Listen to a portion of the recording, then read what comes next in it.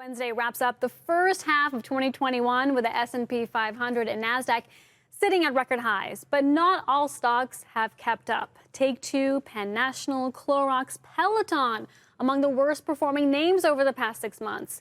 Can any of those go from worst to first? I'm joined by Quinn Tatro of Jewel Financial, Bill Baruch of Blue Line Capital. And Quinn, I wonder if it's just some of these plays that worked really well during the pandemic, investors rotating out of those names, especially when you look at a name like Peloton and the underperformance in shares this quarter.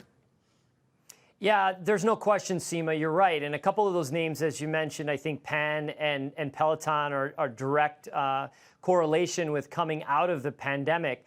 I'm not so sure they're going to go to first, but I think you can pick up two of these names in the list that you mentioned and kind of take a barbell approach.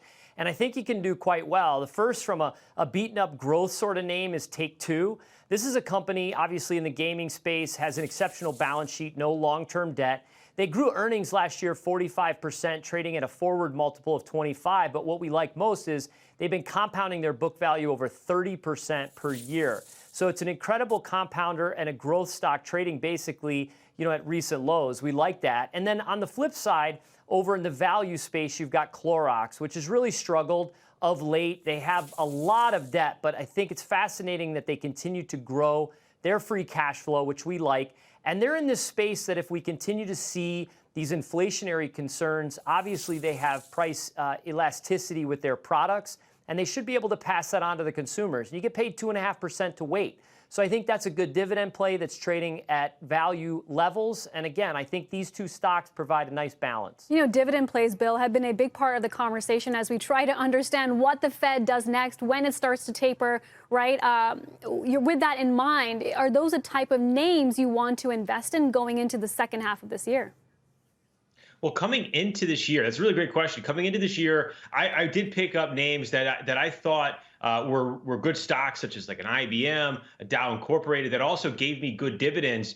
And that was because I was uncertain how the market was going to perform through 2021. And as we've seen interest rates rise up a bit, and I was bullish on rates. I was bearish on the Treasury prices as we came into the year. That I factored that into what I was doing in sort of a thematic rotation.